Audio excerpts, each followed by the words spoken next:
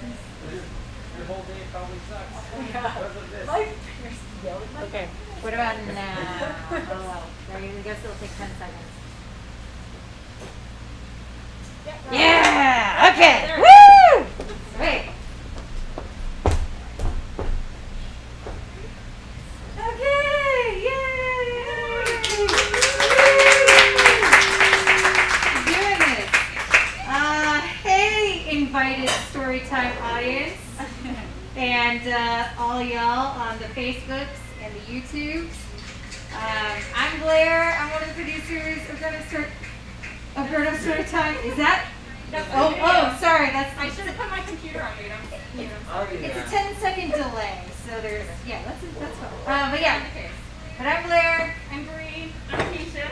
Keisha is our guest producer and curator of tonight's performance. Yes.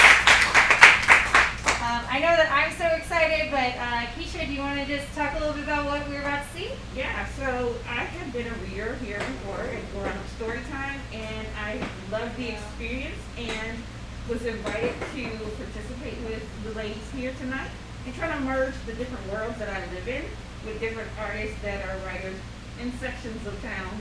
And so we just wanted to marry those things and just definitely honor people of color tonight. So we have chosen several African-American writers as well as readers to present for this month and to make sure that we're inclusive of all people and make sure that stays going forward. So we're really looking forward to tonight. And with that being said, we're going to bring our host up. Chuck is going to be managing all the safety on stage tonight. So as you can see, it's still coronavirus out there, you guys. We're taking a lot of precautions here at Rudyard's. We got everybody safe and masked up. They may take their masks off to read, but we're being really safe here, and we hope that you guys are still being safe at home too. yeah, but yeah, Chuck, we're going to leave the rest of the safety and the microphone stuff. This is just mostly for you guys here. Chuck will be handling microphone cleanliness, so just wait for him to get it ready for you before you take the mic. And the rest of the stuff I feel like he can handle. I'm ready to get this going. I'm just so excited for this. So let's do it. Let's give it up for Chuck.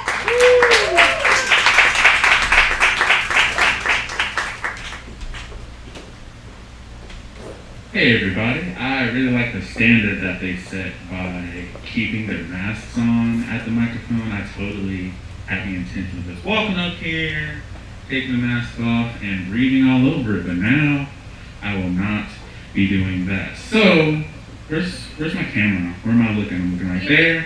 I'm looking right there. Yeah, you can do Two both. camera actions. So, Yeah. virtual audience! Give the proper amount of noise that you should make wherever you're watching the stream. If you're watching it at home on your laptop, you can maybe make a good bit of noise. If you're watching it on the bus, maybe don't make as much noise. But enjoy yourself because you are in for a wonderful evening of storytelling. Now, you might be wondering, hey, I'm about to enjoy this show. I would like to maybe show my appreciation through compensation. Now, if you're one of those people, go ahead and open up your Venmo and type the sweet little, I'm gonna do it backwards, ampersand, boom, GUST, G-U-S-T, Houston. And I believe it is a pay what you can affair. So, whatever you feel is worth the ability to keep the arts in Houston going, please let that range from your virtual wallet to ours. Now, without further ado, my name is Vaughn. Might be rude to not introduce myself first. Let me introduce your first story and reader. Now, this is a story by the name of Predatory Romance, written by Rachelle Eugene and read by Rozie Curtis. Everybody give them a round of applause.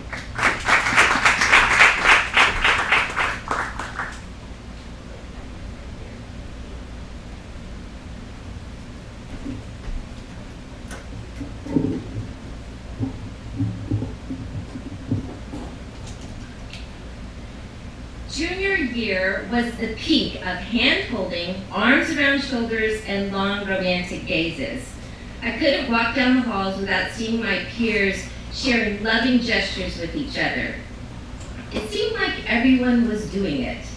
My parents had been preparing me for this chapter of my life for a long time. They were staunch Christians who believed in abstinence until marriage, and they had long convinced me that this was the age that our hormones would kick into high gear. I was raised on cautionary tales about horny teenage boys and how I needed to fend off their advances. So clearly, all this hand-holding was just a way to lure girls in so that later they could put their hands on other places. That was the only logical explanation to me. Otherwise, all my classmates might have been in on a joke and I hadn't gotten the punchline yet. Now, no one in my high school was more obsessed with relationships than my friend Jasmine. We met in AV class, or pre-period as I call it, because our supposed AV teacher was actually our track coach who frequently left the classroom for long periods of time. And Jasmine sat next to me every day in that class, and she was certifiably boy crazy. Her relationship status changed about once a week, and she was sure that she always kept me up to date about each and every detail. She liked to start her conversation with the words, "Guess who I talked to yesterday?" and then proceed to answer her question without even waiting for my response. I knew the answer already. It was a boy. She was always texting a boy. Our AV teacher didn't seem to mind when we took out our phones during class. In fact, he was probably more interested in Jasmine's relationships than I was. One of his favorite pastimes was standing by girls' desks and asking them personal questions about their relationships, like how far they'd gone with their boyfriends, or at what age did they lose their virginity. Once I looked on as he snuck up behind a student and tickled for ribcage.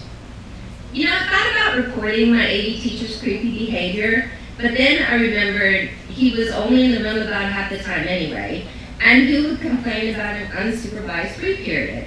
Besides, what if they fired him and he got replaced by a teacher who actually made us do work? So I got used to sitting quietly in my class. It was an easy A, and I had Jasmine to keep me company. "Who do you like in class?" Jasmine asked me one day out of the blue. The question caught me off guard. I mean, I wasn't used to being asked questions like this, and I was only just coming to the realization that I might not like people in the same way that my friends did. I scanned my eyes about the classroom, first at the empty teacher's desk, and then at the students who were sprawled across the floor listening to music or sleeping in their chairs. In my head, liking someone meant at least I liked at least 5 different guys in this class. I'd seen some of these guys push girls into their laps or playfully pin them to the ground while the teacher was out of the room. Was this predatory sexual behavior that my parents had been warning me about? Or were they just nervous like I was and trying to find a new and creative way to relieve the tensions? Either way, I think I was supposed to just want to hold hands. "I don't really like anybody," I responded flatly. Jasmine beamed at me. Her teeth were bright white and her makeup was glowing. She looked like she spent hours and hours on herself every day, and she couldn't wait for her turn to speak. "Okay, I'd like someone," she confessed, "but he's not in her school." Jasmine was being coy and that wasn't like her. "Well, who is he?" I asked. She blushed. "You can't tell anyone."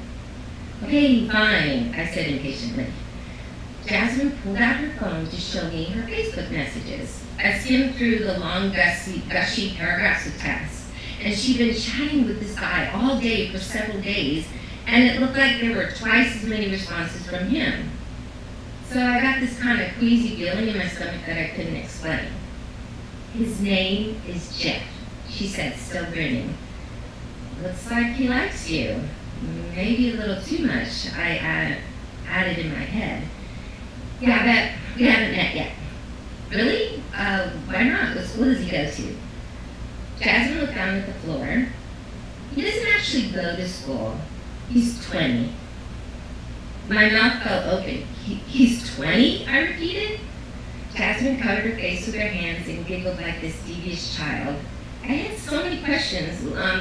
How did they know each other? Why was she interested in him? Why was he interested in her? She was 4 years younger than him and a minor. Didn't he want to date an adult? At that point, Jasmine knew she had my attention, and she proceeded to tell me everything. Jeff was like a night prowler on Facebook. He slid into the DMs of high school girls, messaging them with a story about how he lived in the area and was looking to make new friends. He pulled the same trick on one of Jasmine's good friends. This inevitably led to some drama, and now Jasmine and her friend was at odds with each other because they were both fighting for his attention. I sat astounded in silence for the whole story. I mean, how did this guy manage to get into the heads of two people he had never even met in real life? Could a couple of lovey-dovey messages really have that much of an impact? Jasmine, I think you might actually be insane, I said, and I was only half joking. Nothing about this encounter seemed right with me at all. Best case scenario, Jeff was a bad influence. Worst case scenario, he was a criminal. I know, but I like him, she insisted, and he really wants to meet me. Meet you where? I said hesitantly. Well, he has a car, but I told him he wouldn't be allowed to come to my house. So tomorrow, he's gonna bring me some food. I frowned, processing her words for a moment. Then it clicked. You mean he's coming here? You told him where we go to school. Well, I had to. I wanted there to be other people around for our first date. I stared at her dumbfounded. I mean, my mind began to replay those cautionary tales, all the lessons we had in health class, PSAs I'd seen in elementary school, and those very special episodes about online predators. I remembered that episode of Degrassi where Darcy ended up face-to-face with a boy she met in the chat room, only to realize that she'd been catfished by a 40-year-old morbidly obese man. And at that time, I watched that episode and thought, this is a little bit over the top. Nobody falls for things like that anymore. Jasmine, I really don't think he should come here, I finally said. I mean, you don't know what he's going to do. I know, but that's why I don't want to meet him by myself. Jasmine looked into my eyes with a pleading expression. Will you do me a favor? I shook my head. No. Please, she begged. I was going to sneak out of class tomorrow while Jeff has some time off from work. Come with me. He's going to park at the side of the school and we could just hang out outside by the lunch tables. Jasmine, no, this is a bad idea. Besides, I don't want to be a third wheel. But I don't want to go alone. So don't go at all. Jasmine looked down in defeat for a few seconds, and then she looked back up at me, pouting. Please, I need you there. What if he rapes me? I sighed. That's when I knew Jasmine was determined to go with or without me, and if she went alone, anything would go wrong. So I reluctantly agreed. The next day, Jasmine straightened her hair and came to class with a really nice first date outfit. I, unfortunately, was underdressed for the occasion. We sat at our desks and anxiously waited for the opportunity to sneak out of the classroom. The bell rang, and like clockwork, our AV teacher took attendance and dipped out a few minutes later. Jeff messaged Jasmine saying he was on the way with food from Chick-fil-A.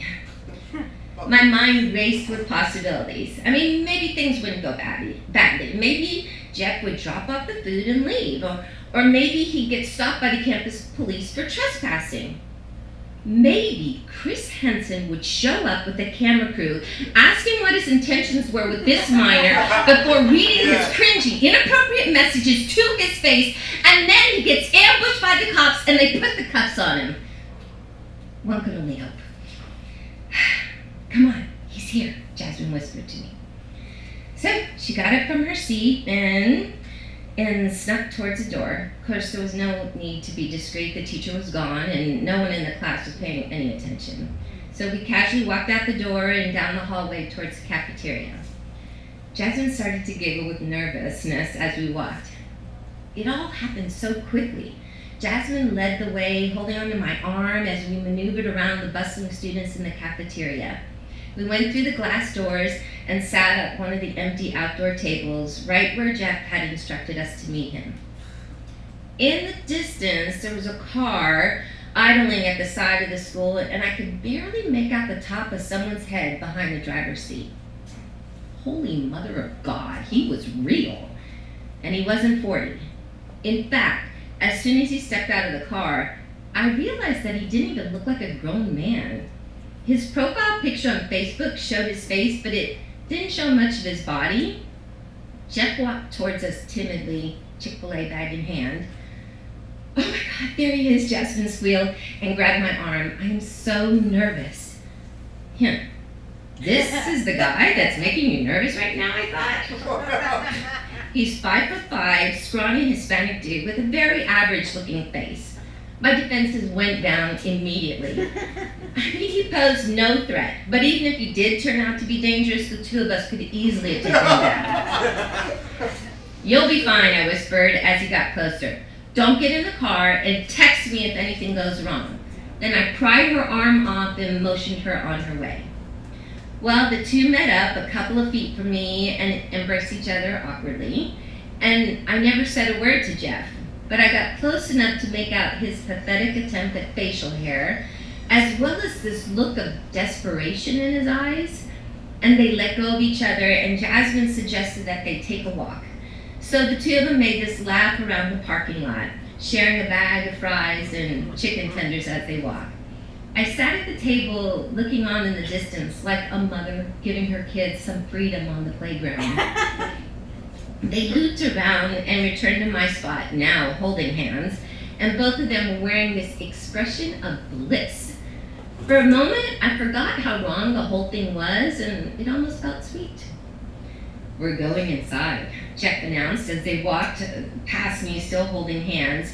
He opened the doors to the cafeteria and boldly walked in, leaving me to trail behind them from a distance. The three of us walked past the cafeteria and down the empty halls, passing several teachers along the way. Nobody looked twice. In that moment, I had the urge to sell him out by shouting, "He doesn't even go here!" very loudly in the hallway. But I suppressed it. To the onlooker, Jeff and Jasmine looked exactly like a regular high school couple. And if none of the teachers were going to question it, why should I? Jeff was definitely enjoying himself. I could see why he agreed to meet Jasmine at our school. It was clear from the confident way that he was walking that this whole experience was fulfilling some kind of fantasy for him. He had a high school girlfriend. And with a body like that, it was pretty much a guarantee that he had hit puberty really late in life. So probably he didn't get any action when he was actually in high school. Maybe this was him trying to recreate that past by using a younger, more vulnerable girl. It was like a predatory romance. As I watched them, I thought to myself that my cautionary tales should have included boys like this. I was taught to keep my guard up for sexual predators. Nobody ever told me which type of guys it was okay to hold hands with. Unfortunately for Jasmine and Jeff, the romance ended up being very short-lived. After that date, she told him that she wanted to wait until they were both adults to continue their relationship. And it turns out he wasn't willing to wait 2 years for her. But it did not take Jasmine long to move on. Soon she found herself another crush to fawn over. This time he was only 2 years older. And within a few weeks they were exchanging I love yous. She went back to ignoring some of her close friends in favor of texting her new boyfriend nonstop. We went back to sitting in AV class, avoiding our touchy teacher, and looking on as classmates wrestled each other out of horniness or boredom. Jasmine spent the whole period staring at her phone, waiting for a reply from her newest lover. "You're obsessed with this guy," I told her. "You know, there's a difference between being in love and being obsessed." Jasmine took her eyes off her phone and looked up at me with pity, smiling about that joke that I still didn't get yet. "You wouldn't know what the difference is. You've never been in love." She was right. I haven't.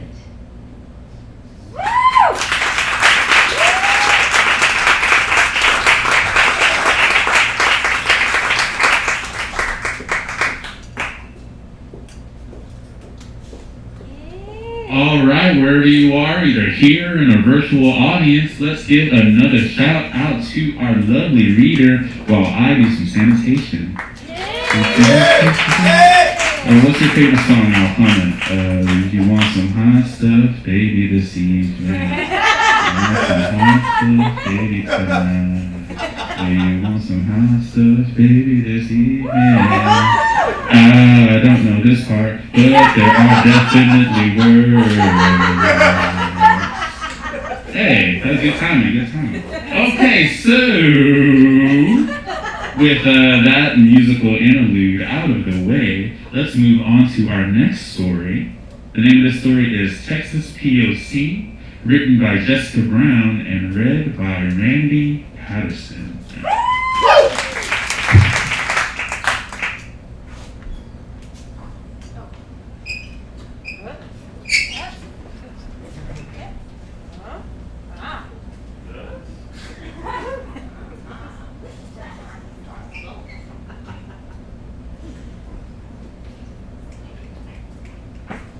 Texas POC by Jessica Brown.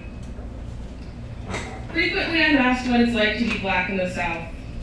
I don't have a concrete answer because it isn't solved. I'll try my best to express how I feel. I was born in Rahway, New Jersey, to mixed-race parents. My father comes from an Anglo and African-American biracial mother and father. His mother is mixed and her mother was mixed. Though I didn't know him, my grandfather appears to have the same sandy skin as my father in my grandparents' wedding photos. My mother is from the forests of Guyana and the banks of Pomeroon, pronounced Pa-Maroon. From her end, I am Amerindian, Anglo, African, Spanish, Indian, and some bits and pieces of other ethnicities. My skin is a cocoa color, like my mother and her mother. My siblings retain the same sandy skin my father and his father claimed. Due to our skin's diversity, people accuse my siblings and me of not being really related, even though we look incredibly similar. When my brother was a baby, my mother would get nasty stares at the grocery store. Some people thought she was his nanny. We grew up in the streets of New Jersey, which held a mix of races and ethnicities. My sister's best friend was Puerto Rican. We would go to her house in the evenings and I'd watch them put on lip liner and dance to Selena. My neighbors up the road were an old and lovely Jewish couple. They would invite my brother and me to play with the little train set they built in their basement. And every winter they would invite us over to decorate their tiny town for Christmas. Those are my first memories of the holiday and why I enjoy it so much. Across the street, Mrs. Linda was Italian, as were her neighbors, a couple of senior citizen sisters. My brother and I would hang out with Mrs. Linda's sons after school until the sun went down, or the boys got in a stupid fist fight in the middle of the street. My parents converted from Catholicism to Buddhism in their 20s. I grew up immersed in East Asian culture, continually meeting people who wanted nothing but to make others happy. In Jersey, I felt safe. I had a community, a tribe of collective cultures. When my family and I moved to Kingwood, Texas, I was introduced to racism quicker than I understood what it was. After 3 months, my family moved because of the prejudice my siblings and I received at school from students and teachers. We moved to Humble, just a few minutes and miles away. We lived on the outskirts of Houston, the most diverse city in the U.S. My neighborhood didn't reflect the metropolitan. I don't know why my father didn't explain racism to me as a young kid. I want to think it was out of protection. Maybe he thought times were different when he was young. I remember kids telling me I spoke white. I knew what people meant, but I couldn't change the way I spoke. My father had a Jersey accent, my mother has a Caribbean accent, and I grew up in suburban Texas. My voice is a conglomerate of migration. My parents made my siblings and I read aloud often. They told us there would be times when the way we spoke carried more weight than what we said because of our skin. At 7, I went home and asked my father what nigger meant. I hadn't heard the word before, and someone called me a nigger at school. I was confused, but I knew I was supposed to be hurt because other kids laughed at me and compared my skin to shit. My father began an annual movie viewing of Martin Luther King Jr. and Malcolm X's biographies on their birthdays. He also made me write a book report on To Kill a Mockingbird that summer, and many following summers. I think his guilt caught up to him, and he didn't want us to live without Black pride any longer. I encountered racism sporadically, sometimes silent in glares and cold body movements, often vocal vitriol. Like when a 40-year-old man called me a nigger because I took his parking spot at Quiznos. I was 16, in my uniform and parking in my usual space for work. Or when my crush told me he couldn't date me because his parents didn't let him date niggers. The time my white ex and I tried to go hat shopping in a small Texas town. The owner stopped in his tracks, fists on his hips, and glared at us until we left. There are more stories, but they aren't the kind of memories I try my best to retain. During high school, I battled my discomfort of being Black. I didn't fit in with many African American students, and I didn't fit in with many of the racist white students. I felt racially and physically displaced. By this time, my dad was dead, and it was too late for him to help me explain others' actions. I had to learn along the way. I live in Oregon now, a state predicated on the prosperity of white supremacy. The KKK, who once openly roamed the roads for neo-Nazis and toxic white feminists. The passive aggression of racism in the Pacific Northwest is startling, confusing at best. I'm often biting my lip in conversations, while non-Black people explain the plight of Blackness to me. I sit in silence because I can lose my job and I know they won't. Sometimes I speak up when I know it's safe to, but I also know I wear the emblem of angry Black woman when I do. Former friends back home don't understand what I mean when I say people stare at me. They say it's because I'm pretty. And as accurate as that might be, I know it's also because I'm the other. Even if it's because someone finds me attractive, it's often fifth-generation Oregonians fetishizing me to feed their white fragility. I'm not the student who professors see as their children. I'm not the young woman men imagine bringing home. I'm not the sorority sister young girls are begging to join their branch or whatever it's called. As I got older, I found it more challenging to explain how I feel. I mostly share the same stories repeatedly, and I know people don't hear me. They aren't listening. I do have some quick and easy answers to questions I've been asked several times in the past. Yes, my name is Jessica. It's not Shaniqua. Shaniqua is a lovely name, but it's not my name. Yes, I do speak this way naturally. I do work for a university. No, I did not get this job because I'm Black. Believe it or not, my 5 years of experience, plus my degree and years of volunteering in this field spoke for itself. I do know what I'm doing. No, your master's degree doesn't allow you to tell me how to live my life. I don't want to go to Thanksgiving with your racist family. I won't visit your great aunt who won't address me when I'm in the room. I will not agree with you or make you feel better while telling me you know how hard this thing is for me. I won't tiptoe around racism anymore.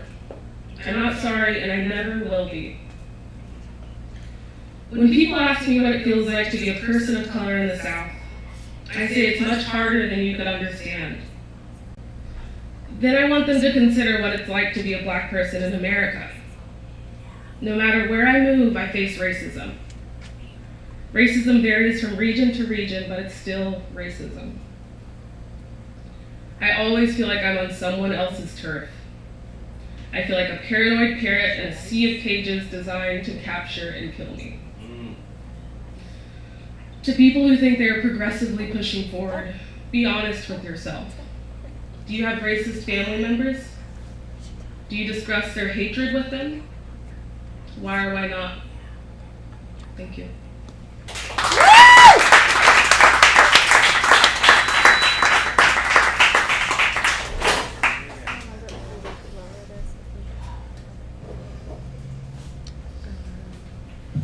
All right, that one right there. That one right there hit different. That one right there hit real close. As a Black person living in the state of Texas myself. Now, speaking of the state of Texas, we have a governor by the name of Greg Abbott. And Greg Abbott's always on some bullshit, but let me tell you something. Yeah, please. COVID-19, despite it being the year 2020, is still a thing. It's still thriving. And UMFers better be wearing both cameras. UMFers. Can y'all zoom in? UMFers better be wearing masks everywhere you go. In addition to that, be nice to the people serving you wherever you are going. If you need to go shop, if you need to go get something to drink, if you really need to leave your house, be mindful of the fact that you're on someone else's time. And if you need to wait, you can just go ahead and wait. With that said, I might have some more rants in me later, but we have a show to do, so we're moving forward. This next story, speaking of service, is written by the Ryan Grimes, a very much beloved chef about town. You can find him on Instagram, @KnivesandWater. Order some food. This is The Hot Sauce Story, written by Ryan Grimes and read by a homie of mine, Antoine Culbreath.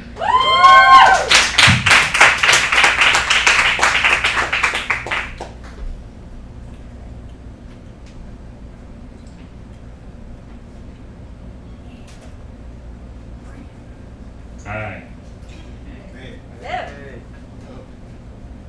Thank you for that. So before I start this story, I had an interesting thought earlier today I just wanted to share with everybody. So it's like every Disney princess's movie takes place in where they came from, right? Except for the black one. Why is that? You know? Her story is in New Orleans. Yep. It's probably because we lost all of our history and we don't know where we came from.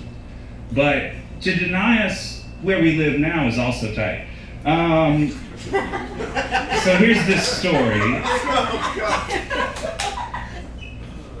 The hot sauce story. So back in the early 2010s, I was dating this girl, Rachel, and I was head over heels in love with her. We had been dating for around 2 years or so, but I was still that stupid teenage boy just trying to do any stupid feat of daring that I even thought would impress her, even though I was pushing 30 at the time. It was my birthday, and she, being the most thoughtful person on the planet, took me to the Bedrock City comic book store, all the way down Westheimer, that was by a Wingstop. We went to the shop. I got some bullshit Star Trek something or other, and then we got wings. A lot of people think I love wings, and they're great, sure. But I really love hot sauce. Wings are just the only appropriate way to consume copious amounts of different hot sauces in public. At home, fine, whatever. No one can judge me while I dab Frank's Insanity sauce right on my tongue as I play FIFA. Of course, I get 20 atomic sauce wings, extra wet, with a side of atomic sauce on the side, just to, prove a point. I proceed to down all 20 sloppy wet wings while dipping them in extra sauce, just adding on the pain. And she's hysterically laughing at me as I sweat what feels like maybe 10 pounds of water weight off my body. Why did we eat outside in late May in Houston? Well, I think I've already established that I'm an idiot. So there we have it. Anyways, I'm loving it. These wings are literally finger licking good. I'm not gonna lick my fingers because the sickness.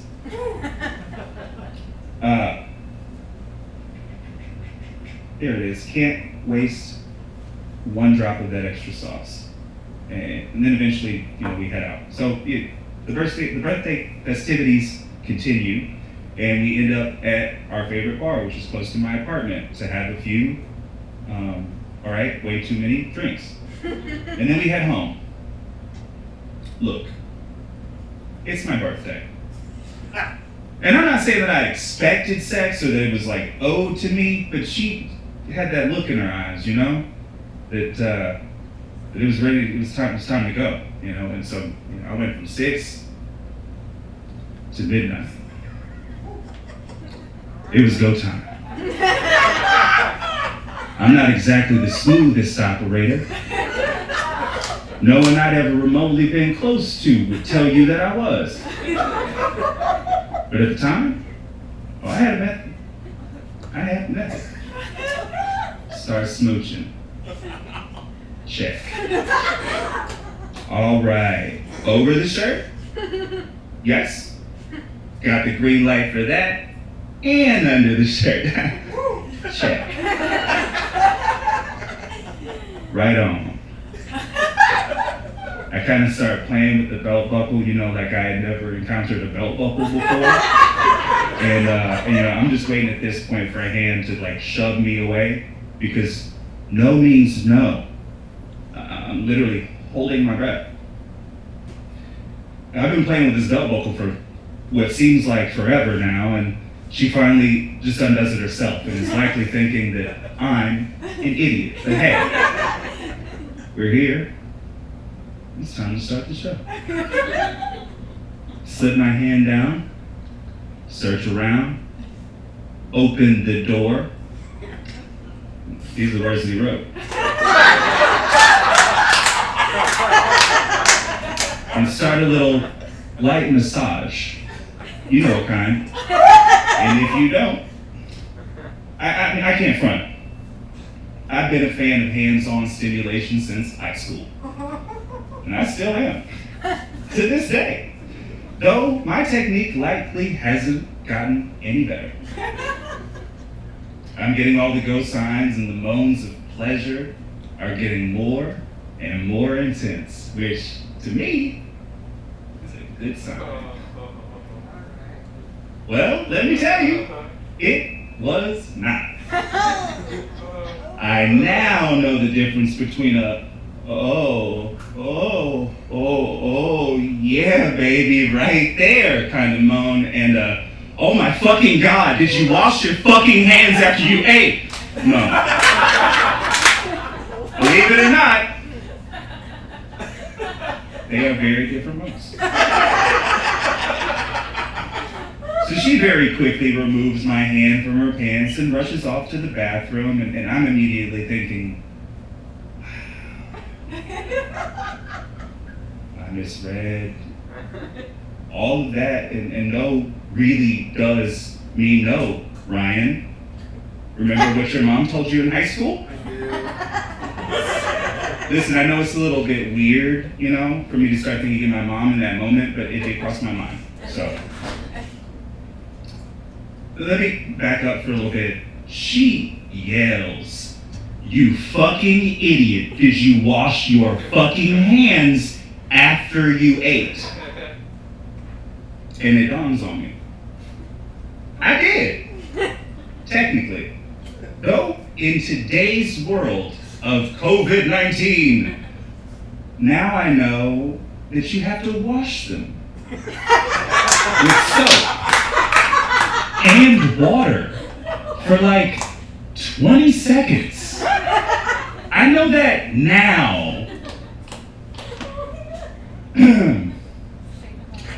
So, a little backstory about my shitty apartment back then. It was a decent neighborhood, you know, and the building was constructed in like 1940 or whatever, you know, so it wasn't in the best shape, probably because of all of the racist ghosts I assume lived there before.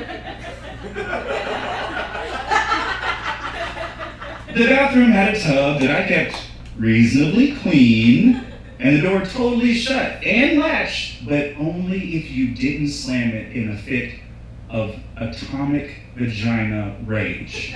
Now, if you did happen to slam it in a fit of atomic vagina rage, it would probably just hop back a little bit and stay open. And it was in that moment that I was very thankful that I did keep it reasonably clean, because she did exactly that. And I heard the water turn on, and I figured this will be my only chance to see how one washes hot sauce out of one's area.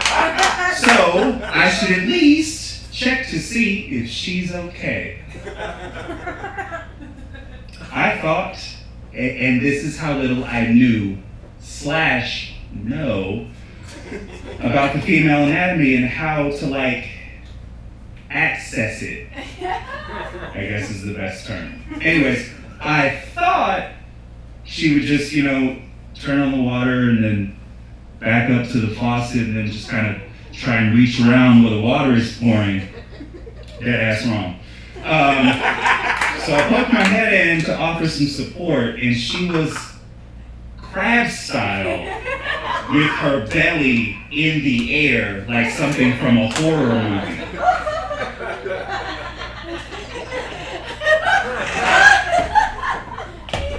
That's how she splashed water on herself. Which makes a lot more sense. I don't even know why I didn't think of that. That's exactly how I would do it if someone put hot sauce on my balls.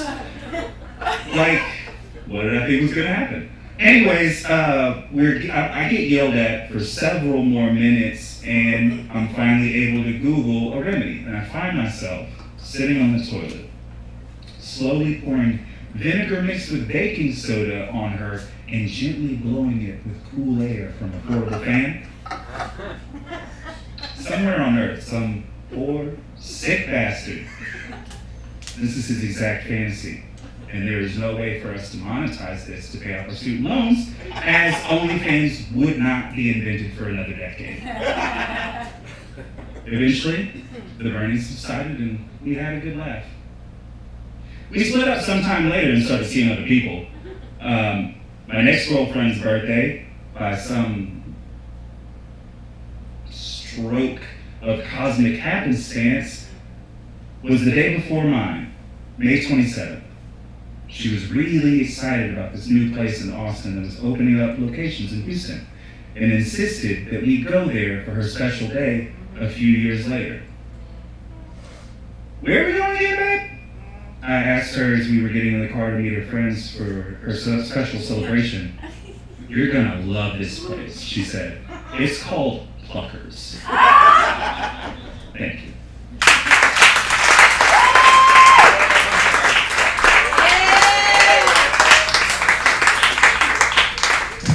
Alright, man. I'm gonna be completely honest with y'all. Candid, as they say. I'm gonna be candid with you. I'm into a little voyeur stuff, so I really relate. So, just wanting to watch. Sometimes you don't want to be a part of what's going on. Sometimes you just want to watch, Kids get on YouTube and watch another kid open up boxes of toys or play a whole video game from start to finish. We're doing this terribly.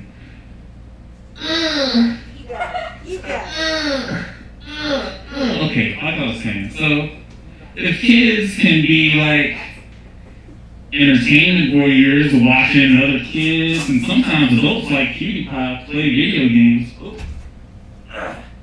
then why not I, as a grown adult, be allowed to, just watch some live freaky stuff, on OnlyFans or Pornhub or go log on to something. I just want to be right there.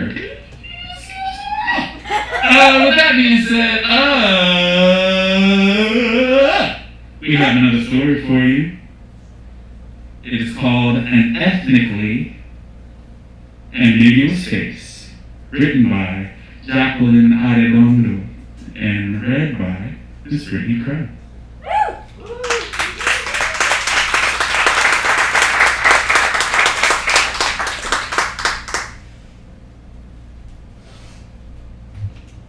Hey. Let's see here. Alright. My story begins loads before my mother chose to have me. To see me holistically, to see me as a whole person, means to know my mother, Apollonia Tina. It means to know my grandmother, Manuela Mediano. It means to know my great-grandmother, whose Spanish name was Dolores Pina, and whose Ramamura name has been forgotten. It means to know that many that came before them, my culture in so many ways has been erased. Today I will not talk about a people whose lives have led to mine. Today I will not share how the experiences I've chosen to encounter have molded my character. Today I will not tell you the attributes I've developed or the kind of individual I have become, because of that would take loads and loads of pages to do so. One day, hopefully sooner than not, I will write a book about my story and how I've learned the process of constant trauma of poverty in real time. A book I can only hope becomes an algorithm that provides an alternative mode to survival. An operating mode that has allowed me to problem-solve life creatively and soundly.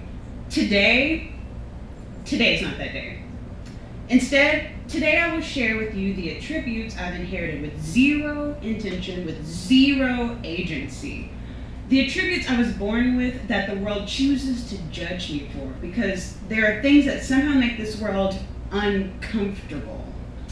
Back in January 2019, a month before my fur companion, Lucky Lux, the cutest pup in the whole entire world, my emotional support doggy, crossed that rainbow that no longer allows him to physically be with me, my therapist shared a couple of things about me that I'd always known but lacked the vocabulary to express. I'd been sharing with her how little Sage, a kid my sister Nellie babysat, had been diagnosed with autism. I described how as young as 3 years old, some of my earliest memories are disliking my birthday parties. I remember wearing color-coded dresses that at times were pink, blue, or yellow, but never more than a mixture of two colors, and never a mixture of dots and stripes. It all complemented the theme my mother had chosen, and the texture of my dresses unsurprisingly made my neck itch. I remember the elevated voices children made while on the line to hit the piñata that caused a buzzing noise in my ears. I would rather converse with real people at my parties. Real people equated to adults because somehow little Jack, that is me, thought children and adolescents were not real people. I most definitely did not think I was a real person back then. So I would rather talk to my aunts and uncles and my grandmothers and grandfathers because they made sounds directed at me that were not amplified. I do remember not liking them hugging me, unless it was my dad, because I knew his hug squeezed the last bit of oxygen in my lungs, and he meant he really, really, really loved me. I told my therapist I really disliked my parties until I turned 13 years old and I was able to negotiate with my mother that I'd let her do this so long I did not have to have a quinceañera, because that'd be my worst nightmare. She honored that by later, when I turned 15, taking me where she was born in the small mountain community El 24, station number 24, in the Sierra Madre Mountains of Chihuahua, Mexico. So I kept sharing with my therapist how I was always felt out of place or misunderstood as a child. Although my Mexican mother celebrated my birth traditionally with piñatas and tres leches cakes with my gazillion and one cousins and friends, she was far from traditional, and she comforted me in ways that erased sensory overload.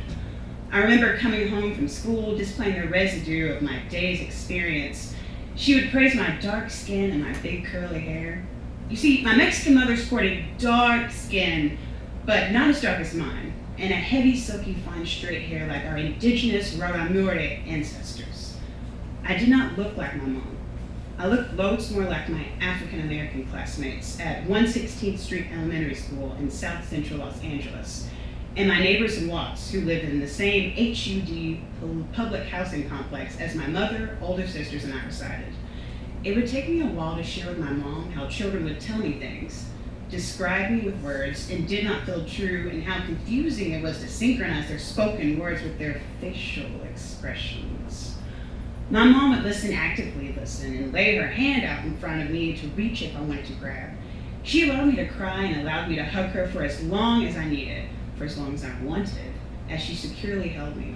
She would ask me questions like, how was I feeling emotionally? What was I feeling physically? She would ask me if I was hungry, because since I was a baby, I became overstimulated if I'm hungry. And when I stopped crying and when I stopped talking, she reminded me that what I am physically is independent of who I am internally. She reminded me that what I am is beautiful and who I am is resilient. As I share bits and pieces of my childhood, my therapist asked me to read a book called The Highly Sensitive Person by Dr. Elaine N. Aaron. I quickly learned I'm equipped with a literal thinking mind and wired with a sensory processing sensitivity. It means that the nonverbal is challenging for me to grasp fully. And it means I'm neurologically wired differently than most. I have an innate reaction to pause during highly stressful situations, simultaneously begin to process an experience. I do not necessarily fight or flee. I simply observe my surroundings. My threshold is much shorter, causing me to become overwhelmed during sensory overloads. Learning my personality traits that I did not intentionally develop and simply inherited from my ancestors, my grandmothers, and my grandfathers, whose history I do not have the privilege of knowing, has been a roller coaster of emotions that I have learned I am designed to regulate. When the world sees me, they see a dark-skinned woman with an afro that can easily be combed into a tight, silky bun like my mother's straight hair. They see a face with a curved nose, big, oval, brown eyes. For so long, I've been ethnically ambiguous face, whose friends and colleagues might identify with and who the world makes every attempt to define. Like the time when a senior engineer kept telling me I'm the young Indian junior engineer from Nigeria, and he kept asking me what part of my Indian parents were from. I told him my parents are from that part of India that's in Mexico. It was one of the few times in my life I was being sarcastic, and I do not think the senior engineer thought I was quite amusing. Or that time when I was with my good friend Hala, who's Palestinian, and an Arab woman approached me speaking Arabic. Hala told her she spoke Arabic, not me. The woman looked very confused when Hala told her I speak English and Spanish. Or that time I was with the time I was ordering a Subway at a deli in Denver, and the woman helping me told me that the sub had bacon. I told her I was okay with that, and she followed by asking me what part of Ethiopia my family was from. I told her I am not Ethiopian, and she looked at me so surprised. She was more surprised when I told her I'm Mexican American. Or the time when my best friends and I took our decade friendship anniversary trip to Cancun, and our resort's receptionist was confused that a Mexican, my BFF Liz, who is a fourth generation Tejano Mexican, a Chinese, my BFF Yang, who is from Beijing, an American, my BFF Marla, who recently thought her ancestry was Italian, and a black woman, that would be me, were best friends, because that was something uncommon in Mexico. She said we were a milkshake, which could have been offensive, but we thought it was really just about our friendship. The world sees me and holds expectations it had placed on me without my consent. It wants me to behave like the neurologically typical people it created, and it somehow thinks my physical features tell my story.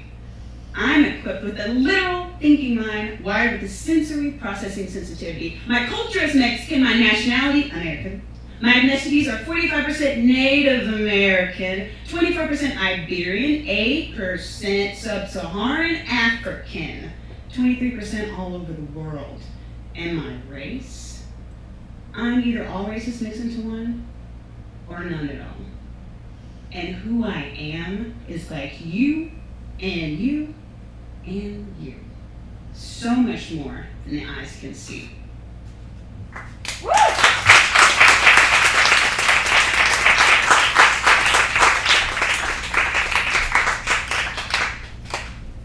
All right, virtual audience, wherever you are, once again, keep it going while I do some cleanliness. So while you're at home or here in our limited seated audience and you're thinking, wow, this looks really awesome, I want to be a part of this action, you can. All you have to do, be it someone that rhymes or someone that wants to read, is visit, or email rather, GUST, G-U-S-T, Houston @gmail.com. For more information, you can email them your stories, or let them know that you want to read, and they can tell you about their workshops that they host or hosted. When things get better and you all wear your mask, we'll be back to that. But I've said my say for now. We have another story coming up. It is Out Front, written by Ronald Llewelyn Jones and read by Andrew Barrett.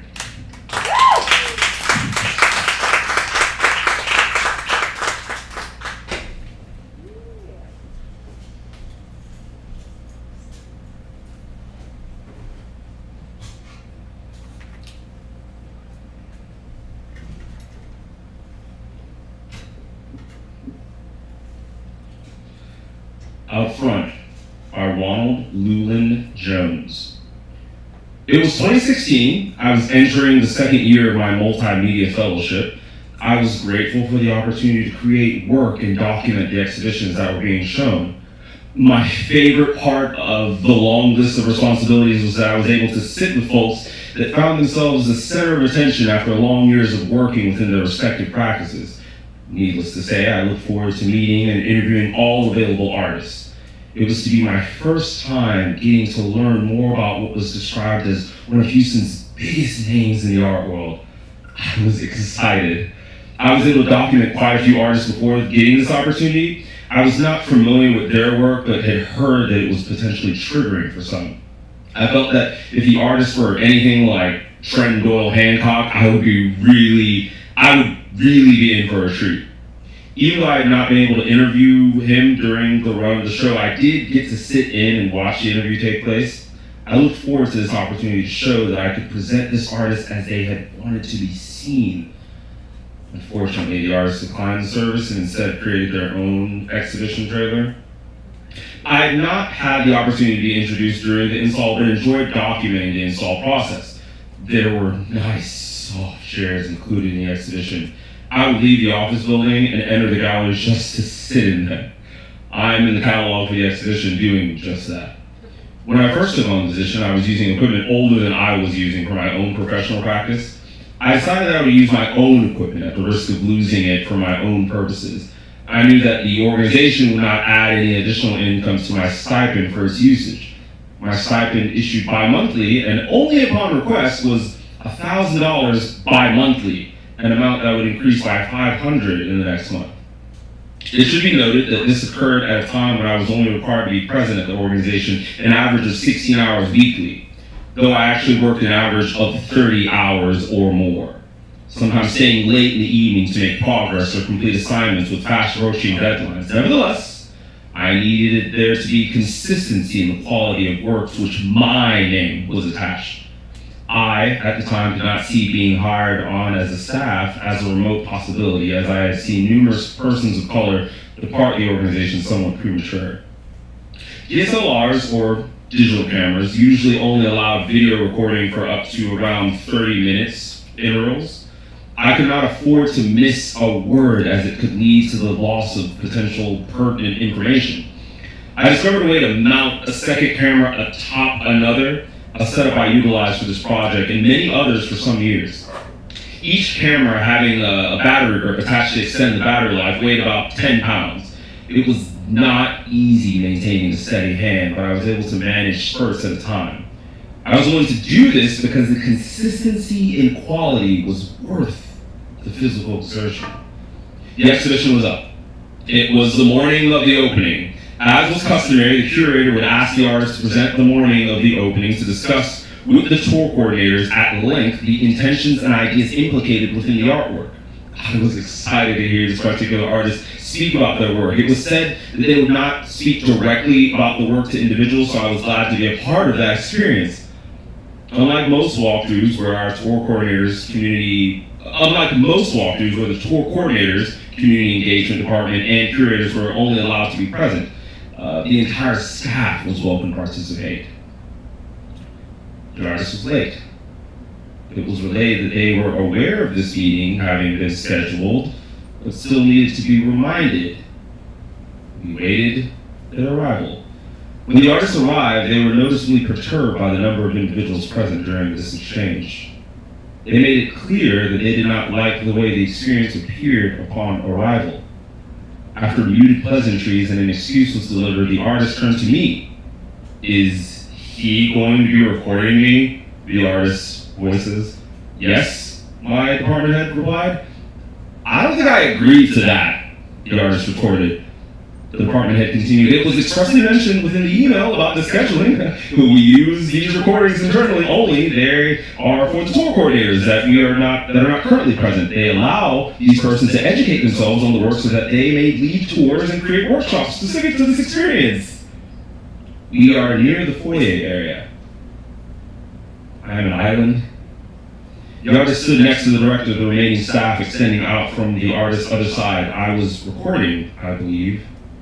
He turned to me.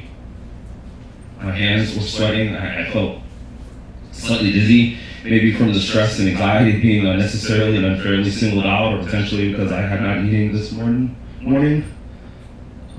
I cannot recall what he said, but it was extremely offensive and made me feel extremely uncomfortable. It was a challenge. I was put on the spot, being antagonized in front of all my colleagues, antagonized for my role within the organization currently documenting this presentation. The department heads looked directly at me. Ronald, stand up for yourself. The sweat seemed to pour out of my hands. What was I supposed to say? This is one of the largest names in Houston. Am I allowed to say, go fuck yourself? Wouldn't I lose my job? I stood there. It was very lonely. It was an awfully familiar space. I began to realize that I had many experiences like this, whether working, hanging out, or being in the company of a majority white, non-black, and sometimes all black audience or group. I knew this feeling. I have known it since childhood. Those experiences revived, filled my heart in fear of isolation, intimidation, and hurts from years past. It was later said that the director practically begged this artist to have this exhibition. A show filled with works that were loud, obvious topical references to pop and mainstream cultures, works that oftentimes consisted of shock value, centered depictions of celebrities and culturally relevant issues that the artist either could not sell or were not for sale. I looked out at the many white faces looking back at me from the semicircle, all awaiting a response that I was not able to deliver. Not because I was not greatly offended, but for the fear the artist may pull the show or that I may suffer the loss of the only job that I had at the time. I was a black man with no college degree and 2 felonies stemming from a violent crime. I would not find another job like this easily. I did not have the position or agency to stand up for myself in this moment without the inevitability of becoming homeless yet again, as I was homeless prior to taking this position. There I was, one of very few black persons standing in front of a sea of white faces. I peered through their faces and could see the faces of the 2 black men. The faces were those of the managers of the gallery's docents, both looking back at me over the front desk, no doubt wondering how I would handle this experience. Had they experienced something similar, I thought? There was silence. No one said anything or came to my defense. I no longer felt safe in this space, though I have always lived with the fear that they would learn of my felonies and fire me due to a staff member's fear of me. It was at this point that I realized that I would not have a single white ally within this workplace. I knew this would have been the time when they would have stepped in, and they did not. The walkthrough started from this extremely uncomfortable position. During the walkthrough, the artist would make several movements and shifts so that they would avoid the camera. They did this regardless of their understanding that this was part of my job. As I recorded, I would see and immediately try to avoid the faces that expressed smirks or those that felt the need to express stifled chuckles and laughter at my situation. I am sure it may have seemed comical for those who were not currently being subjected to this very public bullying. I began to long for the end of this humiliation. I slowly began to remove myself from the experience. I receded into myself. Giving in, I began to record the walkthrough the artist intended from a very useless point of view. My arms began to shake, but I remained steady.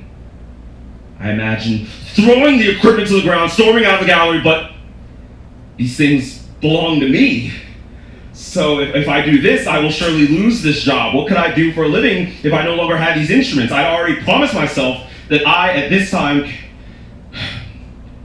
promised myself to never take another shitty job just for the income. I, at this time, carried a page torn from a book. It was a gift that I received from a homeless man downtown. It read, "No job is beneath you." But in that instance, I felt that I was truly above the position placed in those people.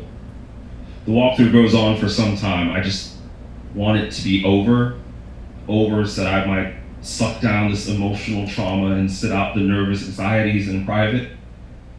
I would have to suppress this hurt for the time being. The walkthrough ends. I have not received an apology, not from the curator, who is also the director, nor from the artist. As I lowered the camera and prepared to leave the gallery, one of the tour coordinators, who appeared to find the situation comical, approached me. "It was amusing to watch him try to keep you from filming him as you try to make it work." Their words lacked the understanding needed to perceive the inconsistencies and discrepancies of our experiences. I could not find the humor in the position in which I had found myself. The comment hurt and lingered in my mind for some time, as it does to this day. As I neared the door to leave, the two black men addressed the situation as they were witnesses to the hour-long humiliation. The first spoke out. "That was messed up, man. Was that even necessary or called for?" added the second. Not wanting to reply, I responded, "Yeah, I don't know, it's all good." I did not and still do not blame these two black men for not saying anything in the moment. I would find later that they too were mistreated, and they themselves were subjected to several unjustifiable errors on the organization's part. This was something I did not like. I would, over the next 2 years, try several times to speak on their behalf against the unfair treatment they were subjected to, unbeknownst to them. However, these talks never led to any action, only excuses. In the office building, as I broke down my equipment, my department head attempts to address the situation. "I'm sorry, Ronald," the department head started. "It's fine," was my reply. "He knew that we were doing a walkthrough today. I sent the email and mentioned that we would be recording it," the department head added. "It's okay." The only thing I could say, hoping that it would call an end to the conversation.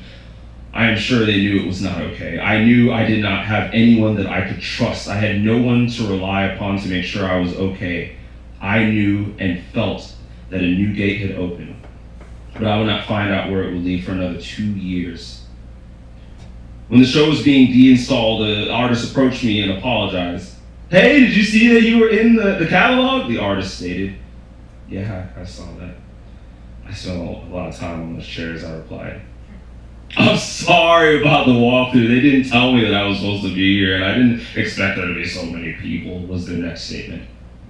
"It's fine," I replied, meaning none of what I was saying. It was not fine and has never been. I still carry it with me. It is a scar, one that I often rub as a reminder of how invaluable I was seen to be within the organization.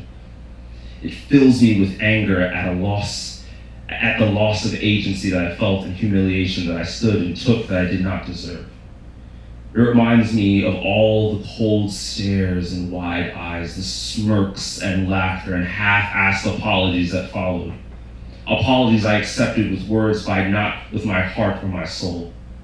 It was a very abusive and toxic environment, one that consistently sheltered and supported persons with obvious patterns of abuse, manipulation, closeted racism.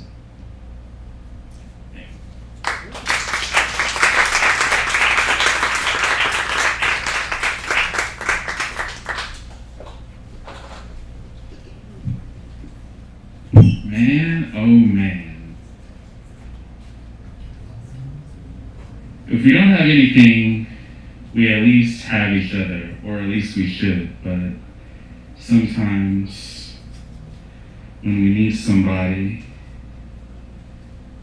the people that we hope to help us aren't there to take action. So, oh man, that was a story right there. It really got me thinking, really got me reminiscing. There's a lot of outrage out in the world right now, and I appreciate it, but feeling a certain way without acting on it doesn't really do a lot to address the issues that we are facing, and not just me as a cisgender black man, but my trans brothers and sisters who oftentimes don't get their names said the way they should when they pass. Man, didn't mean to get real deep, but I'm in my feelings now.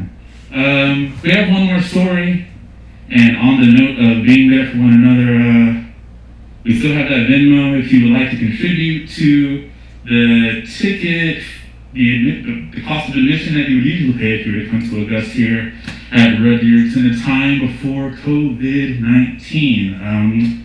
If you do have a Venmo and would like to contribute to pay the artists, the writers, the performers that are here providing this for you this evening, all you have to do is put in that ampersand, there we go. GUST, GUST, Houston. Put whatever you want into the night. It'll be divvied up, and everyone that you've seen on camera and didn't see but heard the words of will get a piece of that pie. Someone do me a favor. That story never mind, I remember. I temporarily forgot the name of the story, but now it's back. This final story this evening for you is titled A Mother's Heart. It is written by Rozie Curtis and read by Ray Hali.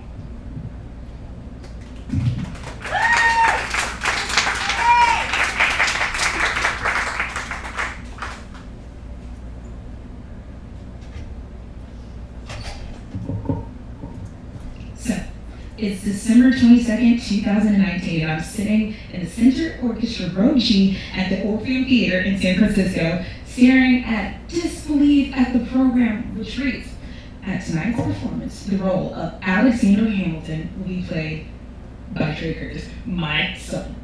To say that he's trained for this role his entire life has been an understatement. The tears were just streaming down my face, and the show hadn't even started yet. So I wiped them away so quickly so that no one would look at me like I was crazy. And then when I really wanted to do was just stand up and shout to the rooftops, my baby is playing Alexander Hamilton! But I refrained. I didn't want to be that mom. Only because as much as parents live for that moment to embarrass their children, I knew that this probably wasn't the best thing to do at that particular moment. So I stilled myself and I waited for the lights to dim. And then it happened. I heard the opening chords. Bum, ba-da-da-bum, bum. Cue the violins. How does the bastard, orphan, son of a whore and a Scotsman? Oh my God, it's happening! He's about to say his name! What's your name, man? Alexander Hamilton. And then I heard myself scream. I knew that it was acceptable at that point because everyone else was screaming too, so that I knew it was safe and I wouldn't stick up. And then I proceeded to watch as my child completely transformed from Trey into Alexander Hamilton, and it was so surreal. I was completely mesmerized. I forgot that he was Trey, and I just allowed myself to be swept away. Tears so freely rolling down my face, but I didn't care. I didn't wipe them away. I let them flow. They flowed for Hamilton as he watched his son die. They flowed for Eliza as she dealt with the death of her son and the infidelity. They flowed for Alexander as he struggled with death as the bullet slowly moved through the air to take his final breath. Then the show ended.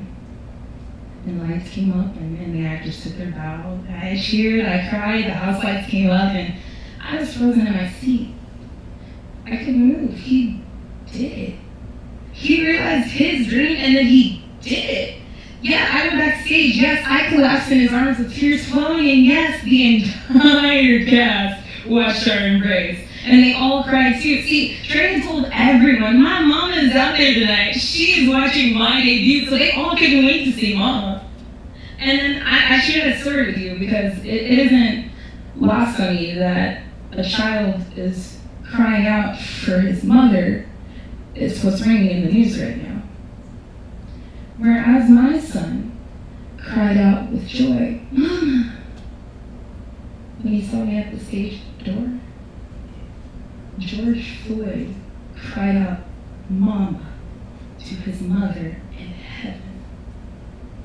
There but for the grace of God goes Trey. See, my son is mixed. Italian, Irish, German, and black. So in America, Trey is black. Like all black people in America, he has experienced racism. Yes, I've had to talk with my child about how to stay alive when being pulled over. While other families joke, look out, my son's got a driver's license. I lived a different fear every night when he was driving back home alone. I did not rest until I saw him safely in his room. He's home, he's safe, okay. Breathe, I got another day with my child, thank you God. And when I went backstage after the Hamilton performance, the cast and crew rushed me. They couldn't wait to tell me how much they loved Trey, how talented he is, how incredible he was, but even more so, they wanted to tell me how kind he was, and how beautiful of a person he was, and that he was the most genuine person that they have ever met. And that's what really, really got me, that in this ridiculous world filled with anger and hatred, my son found beauty. My son exudes beauty. My son has a beautiful soul, but then I'm reminded that if this world doesn't change, the first thing a racist person sees is not going to be my beautiful son's soul. It'll just be another black man that they deem to be a threat. It was said so beautifully that when George Floyd cried out for his mama, every mother heard that cry. Every mother felt that pain. I know I did. I want to live in a world where I'm not in fear of outliving my son. No mother should fear that. It is time for a change.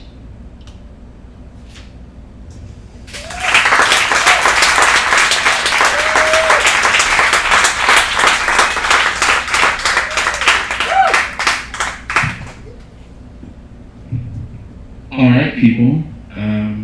We so very much thank you for spending your evening with us, be it here as a +1 to one of our readers or our writers, or there in the YouTube land or the Facebook land, live streaming from your kitchen table or your toilet or wherever it may be that you might find yourself enjoying grown-up story time with us today. Once again, if this seems like something that you'd like to be a part of, all you have to do is email grown-up storytime, there we go, the perspective thing, at gmail.com, grownupstorytime@gmail.com. Just send your queries there, whatever they may be, and the kind ladies that keep this thing going will surely answer you and give you what you need. My name is Chuck. Let me see, are there any other things I need to say? Last minute viewers, if you'd like to contribute to that Venmo at GUST Houston. GUST happens every month. Yeah. I got everything? You did. Yeah, you got it. Well, clean your faces, use your night creams and your eye creams and your serums and your moisturizers and your other moisturizer. Brush your hair, brush your teeth, and have a good night. Woo!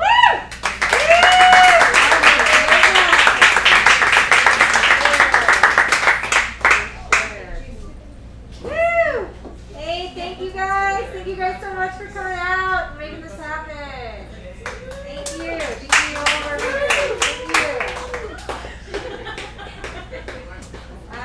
If anybody has any feedback, thoughts, questions, me, Emily, Bree, we'd love to hear it.